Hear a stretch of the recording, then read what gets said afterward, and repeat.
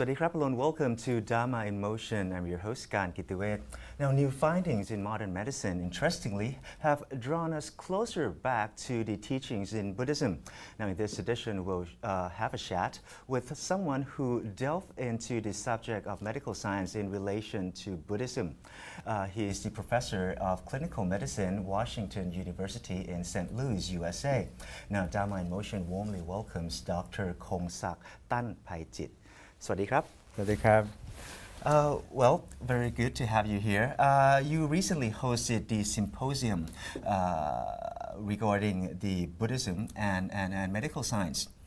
You did mention that the precepts observed by the Buddhist monks clearly reflects the Buddhist wisdom on preventive medicine. How is it so?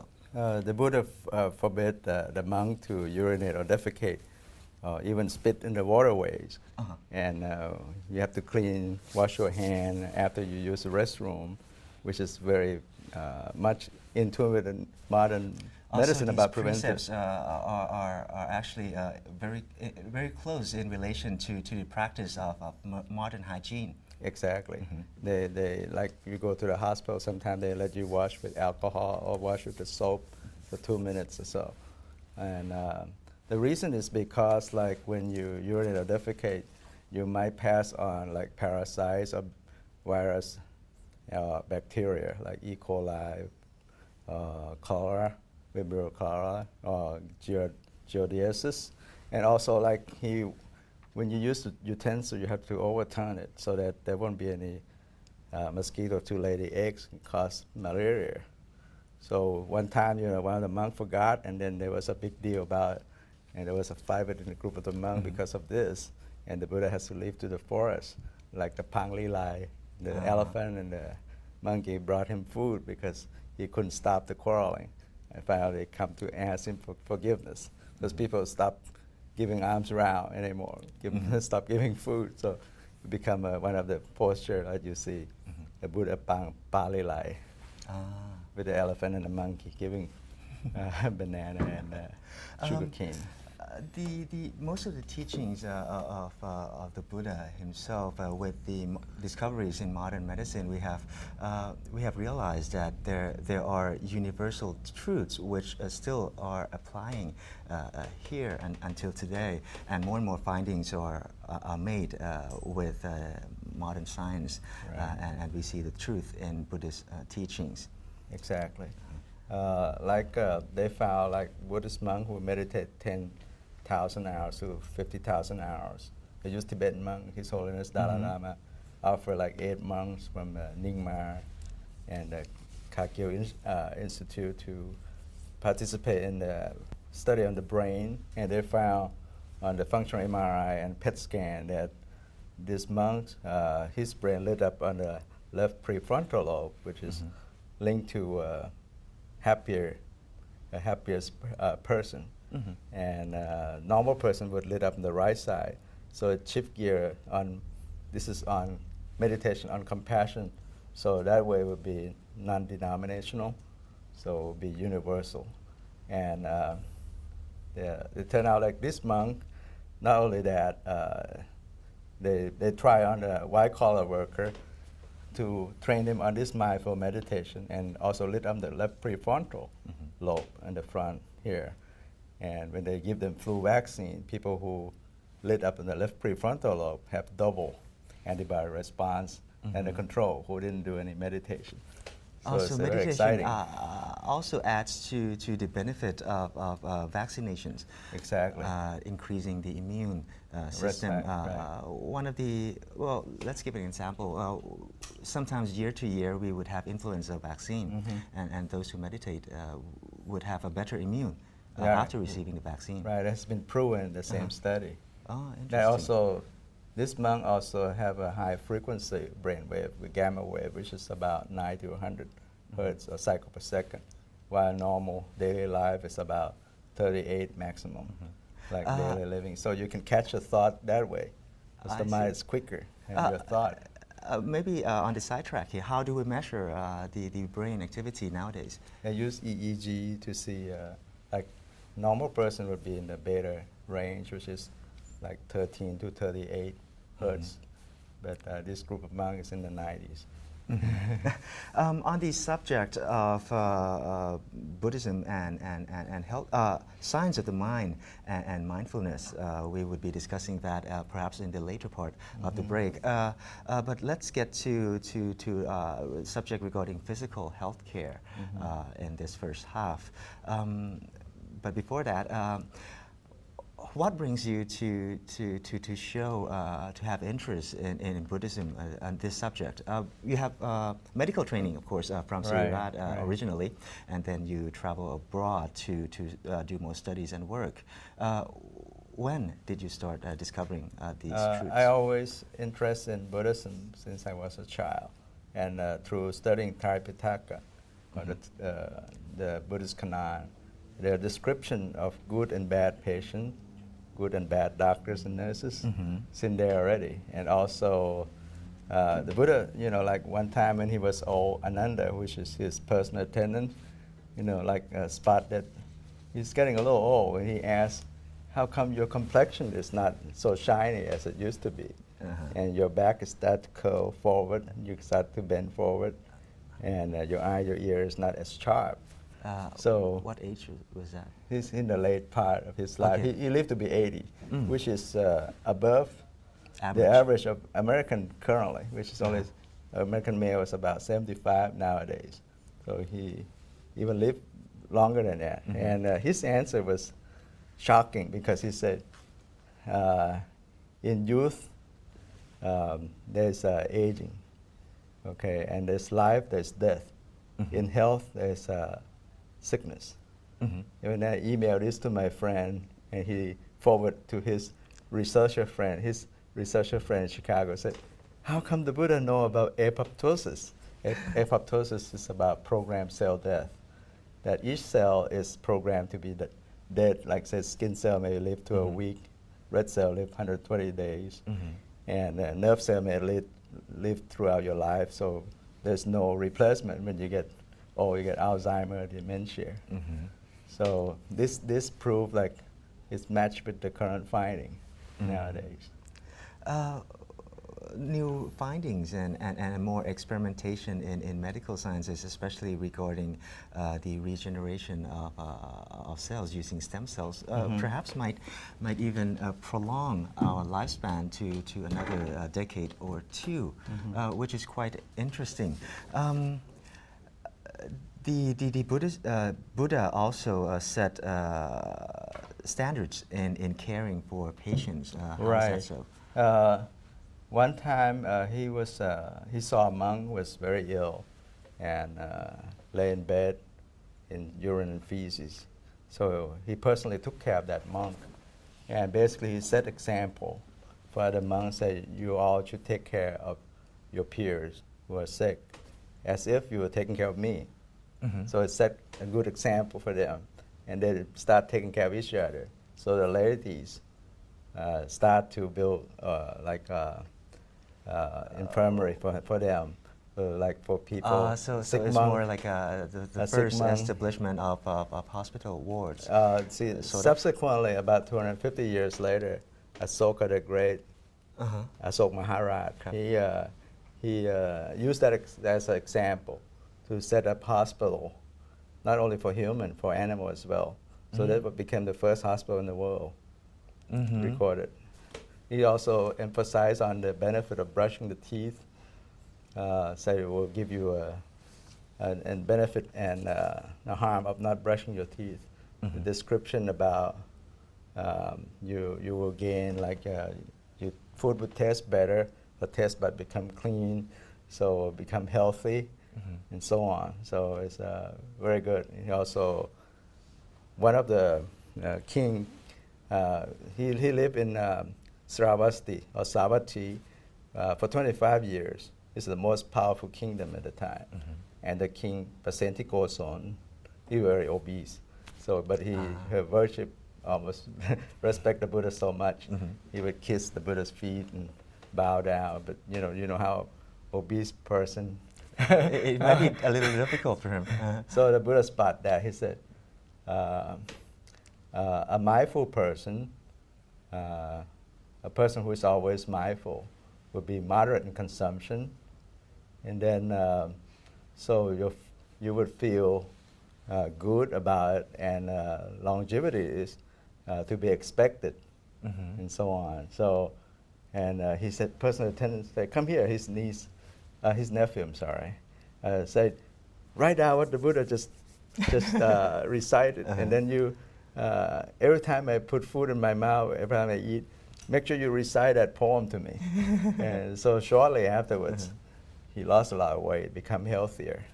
And he said, oh, the Buddha gave the teaching which not only beneficial at the present moment, also into the future. So, and that king lived to be 80 years old, as long as the Buddha. Because there was one sutra that said, you are 80, I'm so 80 years old. And so we know he lived to be 80 years old. This realization of discovering the middle path doesn't come easy even for Buddha himself. He lived to be, as you said, 80 years old, but also in the process of finding out the truth, he endured all those rigorous torturing to himself in the process. Self-mortification. It took 6 years in that, and he lived like luxurious life for 29 years as a crown prince. And then obviously during that 6 years, he also meditated into the concentration meditation, the highest mental absorption, 7 and 8 jhana, under the two masters at the time, Alaradabut and Uttakadabut.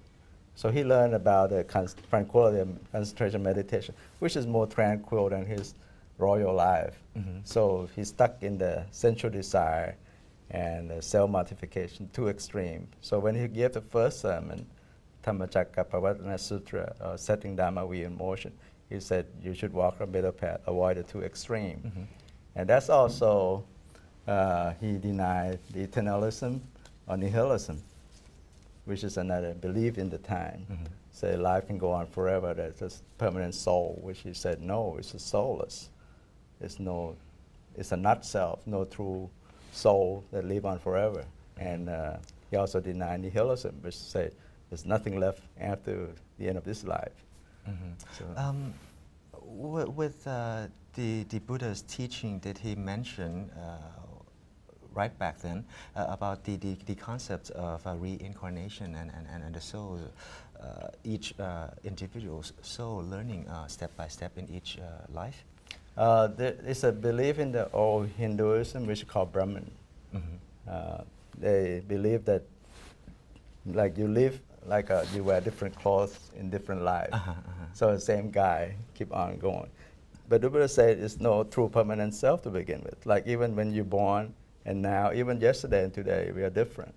As we know, cells are different. We have to take chow every day.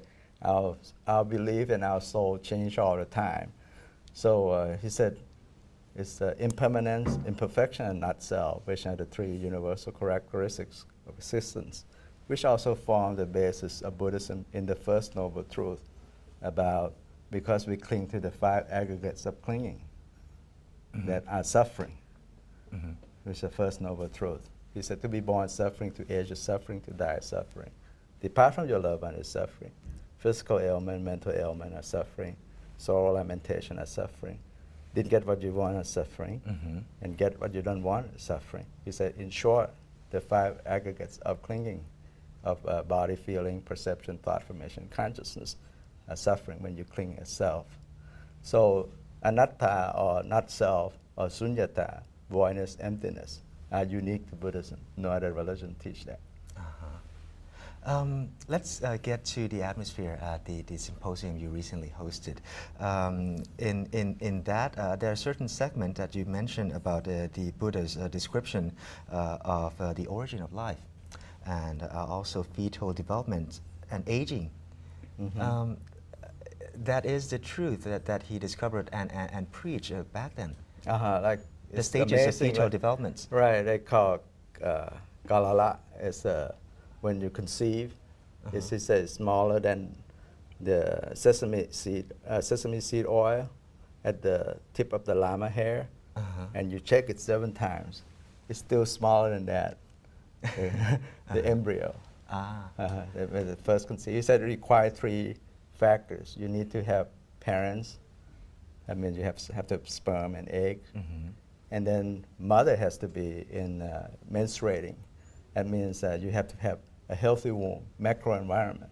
Mm-hmm. And you have to have healthy ovum, which has a shell as a microenvironment that you can suck on the content and put in your somatic stem cell in there, or you use fertilized stem cell put in there as different persons by utilizing the egg shell.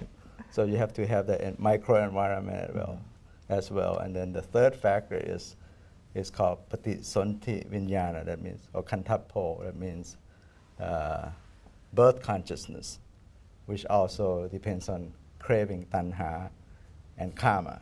Mm-hmm. So without the tanha and karma, you don't need that birth consciousness because you cease to exist as a rolling on lives anymore. So, and then he described at the origin as embryo, smaller than the droplet I mentioned, kalala, and then aputta, which is, he said 7 days, become a white dot. It's like a blastocyst that human being nowadays discover. And then a week later it's become a red dot. It's kind of blood tinge, aputta, and then basi.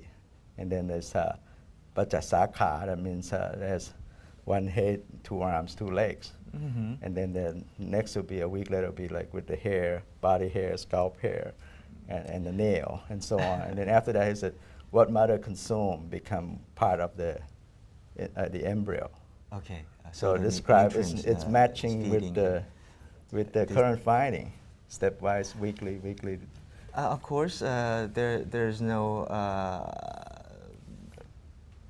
part in which the person back then would be There's no microscope and nothing.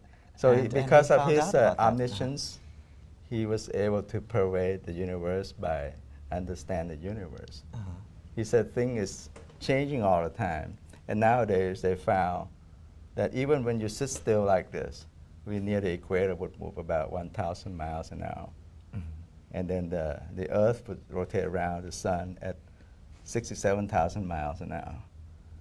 Mm-hmm. So we don't feel anything. Mm-hmm. And in the Milky Way, we move about 100,000 miles an hour. Mm-hmm. Our solar system moves around the Milky Way. And the Milky Way moves at 1.3 billion miles an hour. How come we don't feel anything? Mm-hmm. And because of the rotation evolving, things cannot stand still. That's why we age. It's amazing. So he discovered impermanence, or anicca, anicca, and then tukkhang, or imperfection, and then anatta, or not self, or selfless, or soulless, which is unique to Buddhism history. People back then may see impermanence, imperfection, but not self or soulless, or voidness or emptiness are unique to Buddhism. Let's track back and delve further into the subject of his teaching in relation to now. What's the term? Preventive medicine. Yes. How is it so? Is it regarding the teachings in meditation, or is it the practice itself that? Both. I think the physical aspect come as precepts for the monk to observe 227 precepts for a male monk, 310 for female monk, a little bit more gruesome. But then more preventively is a mental aspect, because the body consists of body and mind, as you know. And then that's why there's form and consciousness. The mental activities of feeling, perception, and thought formation, which are the backbone of how we cling to things. And he said to see your mind, which is formless, solitary, incorporeal, travel far in thought and so on, reside in this cavity or this body. So you have to trace the mental activities, feeling, perception, or thought formation. So to catch that, he gave us a wonderful tool. It's called 4 Foundations of Mindfulness, or Satipatthana in Thai. It's a Mahasathipatthana